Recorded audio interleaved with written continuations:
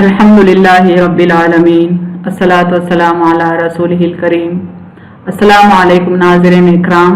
The Islamic law of inheritance के तहत हम कुछ real time inheritance problem solve कर रहे हैं। उस सिलसिले में यह है प्रॉब्लम 10, जिसको हम केस 10 कह रहे हैं। प्रॉब्लम देखें। A man leaves 12,60,000 rupees. He had to pay 2,80,000 dower यानी महर to his wife. 31,000 consumed on his funeral and burial. Will of 4 lakh for his 2 granddaughters. Explain the amount left for his heirs. Also comment on the valid will amount possible. यानी एक शख्स का इंतकाल हुआ है, वो अपने पीछे छोड़ जाता है 12,60,000 रुपया और उसको देना था बीवी का महर जो कि 2,80,000 है और उसके कफन दफन पर 31,000 कंज्यूम हुए हैं और उसने एक वसीयत लिखी थी 4 लाख की जुमला उसके 2 पोतियों के हक में। बताएं कि वारिसों के लिए कितना अमाउंट बचा है और कितना अमाउंट वसीयत की हैसियत से पोतियों को दिया जा सकता है। इस पर भी हमको कमेंट करना है। सोल्यूशन टू केस 10 देखें।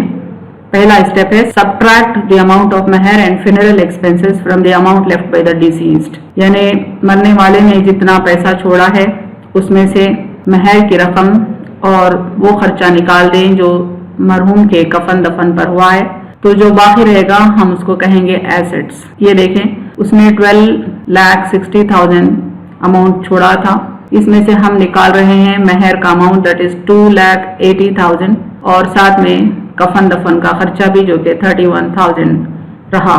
तो ये दोनों को सब्ट्रैक्ट करने के बाद जो बचा वो है 9,49,000। इसको हम कहेंगे assets left over. Second step देखें। Check whether granddaughters are legal heirs. कानून वसीयत के तहत जो लीगल वारिस हैं उनके हक में कभी वसीयत नहीं की जा सकती, इसलिए हमको ये देखना रहेगा कि कहीं पोतियां कानूनन वारिस तो नहीं है। अगर वो वारिस हैं तो विल कैंसिल हो जाएगी। हम ये अज्यूम करेंगे कि वो कानूनी वारिस नहीं है। Will in their favour is valid when they are not heirs. Assuming that they are not heirs, ये अज्यूम करते हुए आगे बढ़े हैं कि वो वारिस नहीं है। स्टेप 3 देखें। Check the amount of will. मरहूम ने कितना अमाउंट विल के तौर पर मुकर्रर किया ये देखें। If it is more than 1/3 of the assets left make it 1/3। यानी जो एसेट्स हमने कंप्यूट किए हैं ऊपर 9,49,000, इसका 1/3 ही मैक्सिमम विल हो सकता है, इससे ज्यादा नहीं। हमने देखा सवाल में कि टोटल विल 4 लाख का है जो कि 2 पोतियों में तकसीम होना है। हम देखें 1/3 ऑफ 9,49,000 कम्स टू 3,16,333। तो इतना ही वैलिड विल है, इसी को 2 पोतियों में इक्वली तकसीम करना चाहिए। या देखें valid will amount is 3,16,333। It shall be distributed equally between 2 granddaughters. Each granddaughter will get rupees 1,58,170. ये है will in favor of 1 granddaughter. Similar way, the other granddaughter यानी दूसरी पोती को भी इतना ही अमाउंट मिलेगा वसीयत के तहत। स्टेप 5 देखें। इनहेरिटेंस फॉर हेयर्स, यानी कितना माल है जो मीरास की हैसियत से वारिसों के हक में बचेगा।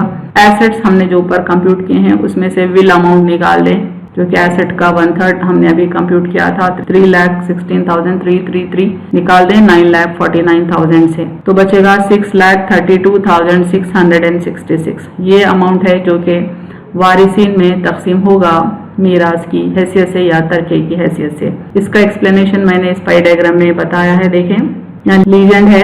सबसे पहले डोवर यानी महर 2,80,000 दे दिया गया और ये फ्यूनरल और बरियल एक्सपेंसेस है 31,000 और ये है तरका या मीरास जो वारिसों को दिया जाएगा 6,32,666 और ये 2 हिस्से हैं वसीयत की हैसियत से 2 पोतियों को जाएंगे।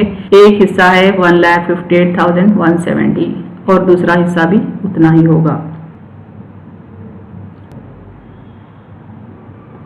वाखिरु दावाना अनिल हम्दुलिल्लाहि रब्बिल आलमीन।